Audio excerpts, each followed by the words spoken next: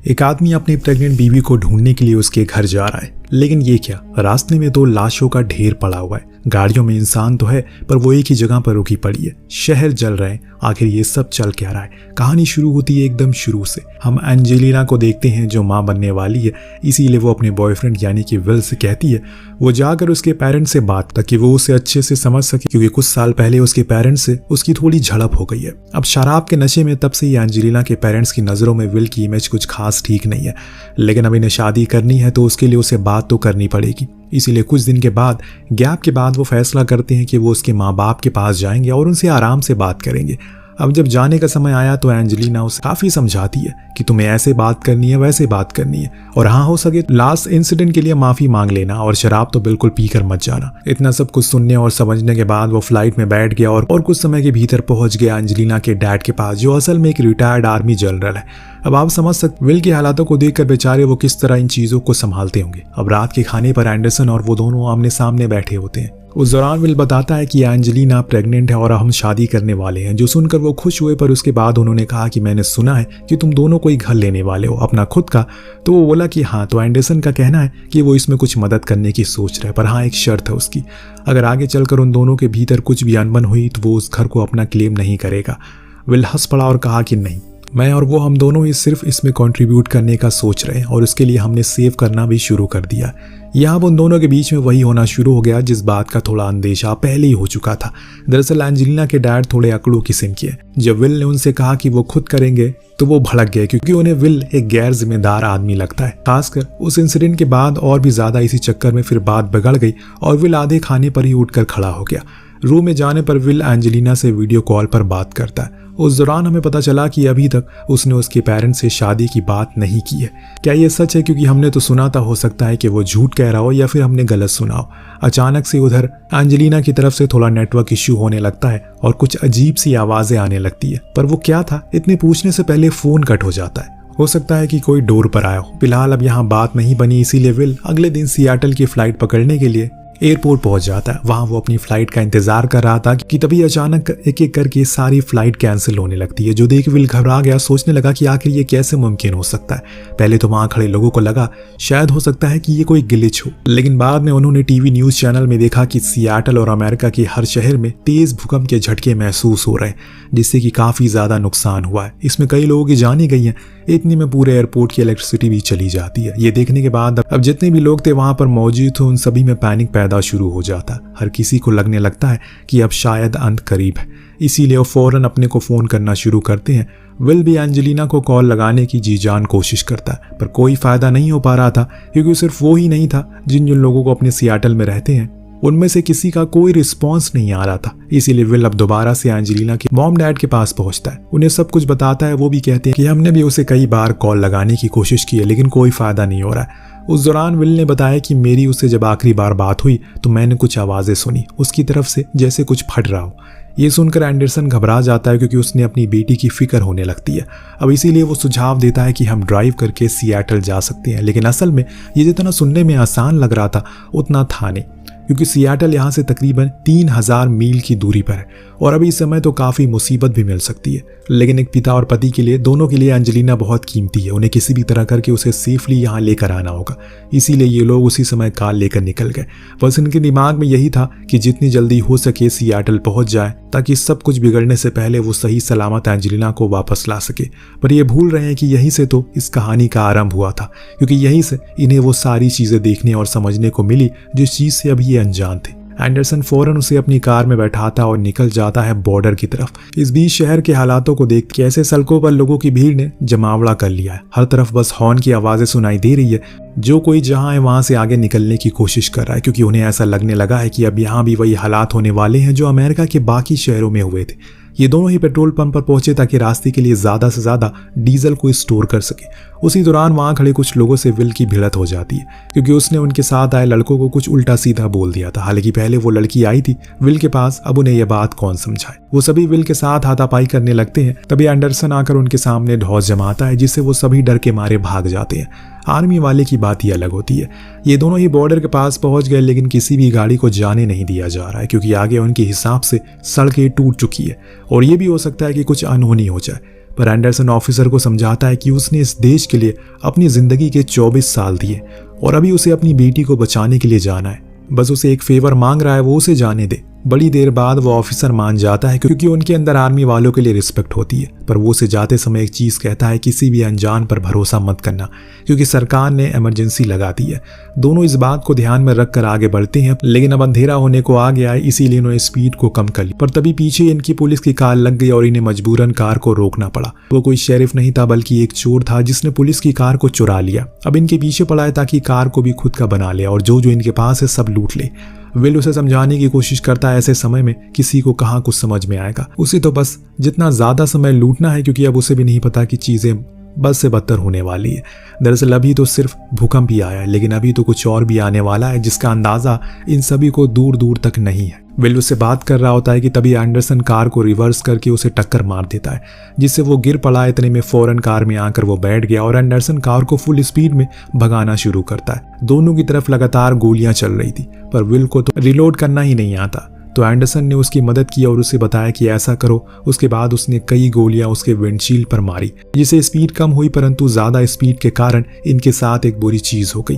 इनका एक्सीडेंट हो जाता है। इससे पहले कि ये लोग अपनी कार से बाहर निकल पाते उतने में वो लुटेरा इनके पास आ जाता है। लेकिन यहाँ एक चीज तो हमें पता चल गई है, कोई पैदाशी लुटेरा या फिर चोर नहीं होता, उसके हालात ये काम उसे करने पर मजबूर करते हैं।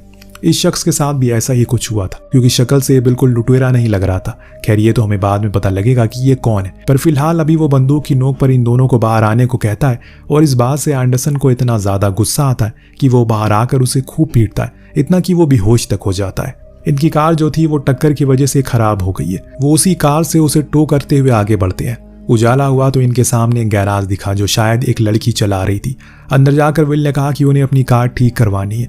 कल रात उसका एक्सीडेंट हो गया था। यहाँ भी हर जगह की तरह संसाधनों की बेहद कमी थी, यानी रिकी के पास वो पार्ट नहीं थे जिससे कि वो उसकी कार को ठीक कर सके। लेकिन हाँ, वो इतना तो कर देती है कि उनकी कार चलने लायक हो। तभी हम वहां बैठे हुए कुछ लोगों के पास रखे रेडियो पर सुनते हैं कि अब बाहर के हालात इतने ज्यादा बुरे हो चुके हैं, सरकार ने भी हाथ खड़े कर दिए क्योंकि यहाँ सिर्फ भूकंप के झटके। वेस्टर्न एरिया में लोगों का मानना है कि न्यूक्लियर रिएक्टर भी फट चुका है जिसके चलते पूरी जगह पर रेडिएशन फैल चुका है और वो कितनी दूर तक जाएगा किसी को नहीं पता।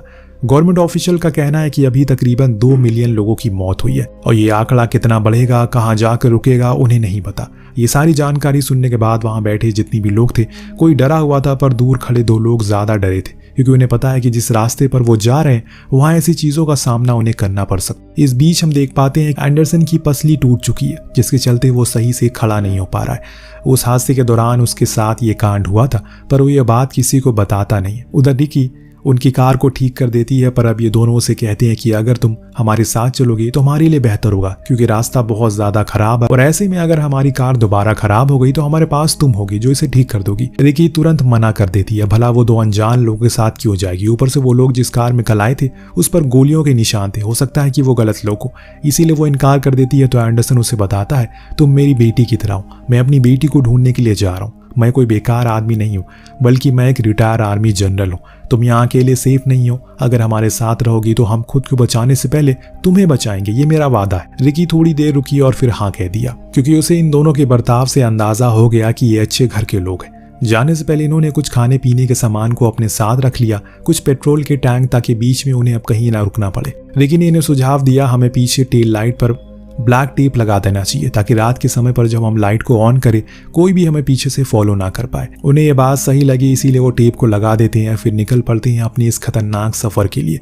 तीनों लोग ने एक लंबा सफर तय कर लिया होता है, पर तभी कुछ दूर जाकर इन लोगों को ऐसा लगता है जैसे मानो कोई इनका पीछा कर रहा हो। इसीलिए लोग अपनी कार को एक कॉर्नर में ले जाकर खड़ा कर देते हैं ताकि वो कार आगे निकल सके। पर कुछ ही देर के बाद वो आगे जा रही कार का एक्सीडेंट हो जाता है जिसमें सभी लोग मारे गए, पर एक बंदा जिंदा था पर उसकी हालत अब मरने वाली थी।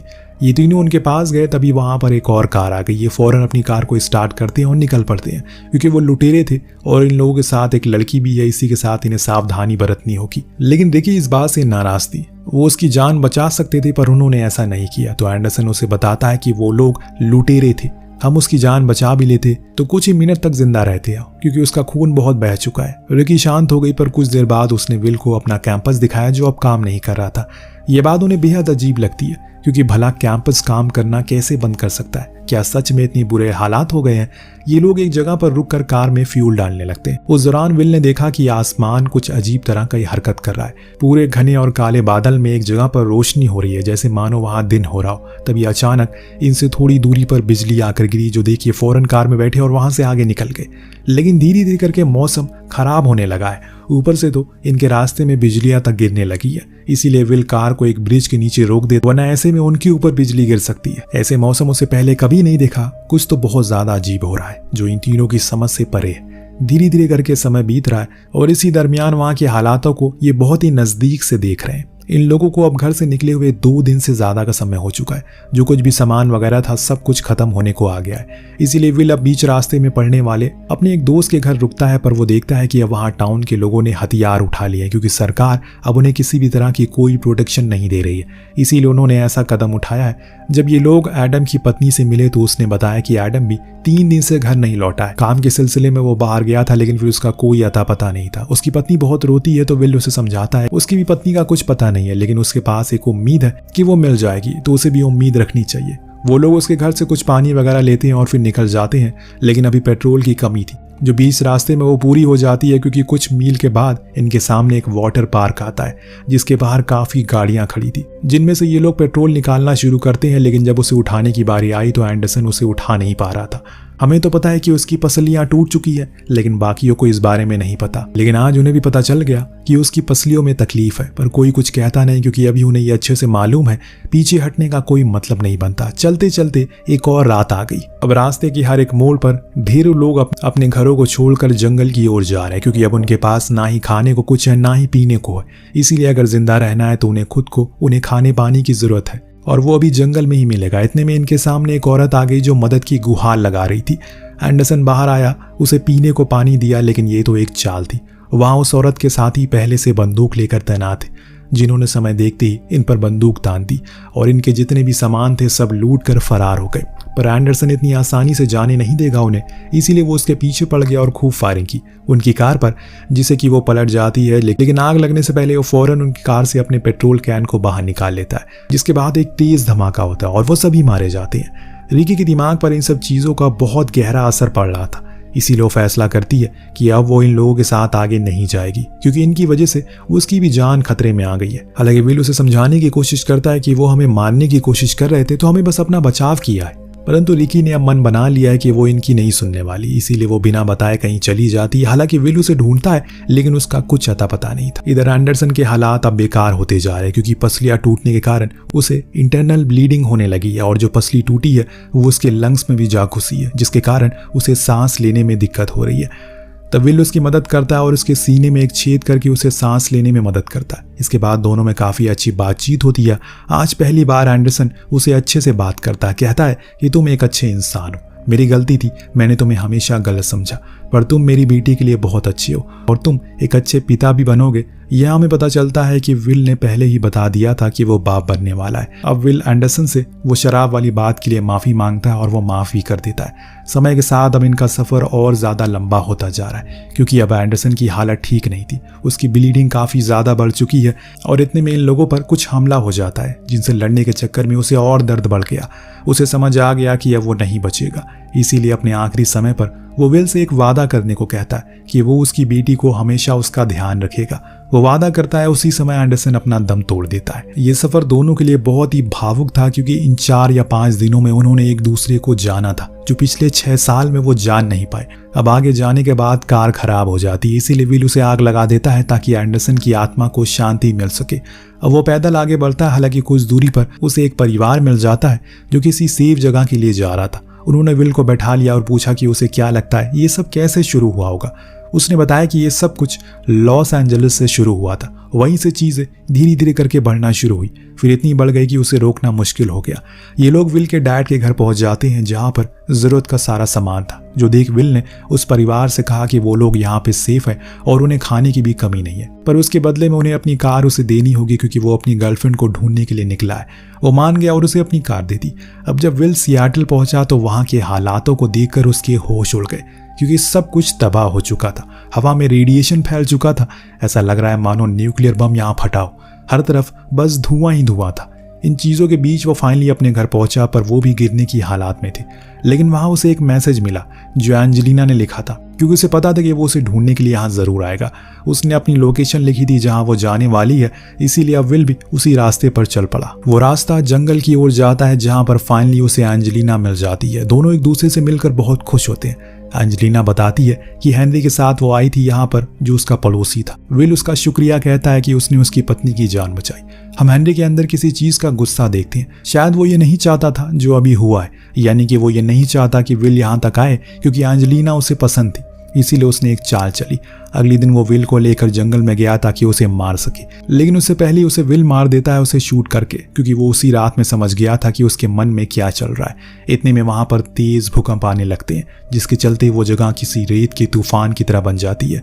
विल फौरन एंजेलिना को कार में बैठाता और फुल स्पीड में उसे लेकर भागता है, पर कहाँ तक भागेगा? इस दुनिया से थोड़ी वो बाहर चला जाएगा। आपको क्या लगता है, क्या ये दोनों बच पाएंगे या नहीं? क्या इन्हें किसी बंकर की तरफ रुख करना चाहिए? इस समय पर सबसे अच्छा उपाय तो वही है। और सबसे बड़ा सवाल ये है, क्या सच में ये दूसरे देश द्वारा किया गया न्यूक्लियर हमला था अमेरिका में? इस सवाल का जवाब आप हमें दीजिए कमेंट बॉक्स में। मिलते हैं अगली वीडियो में। Thank you so much watching. Peace out.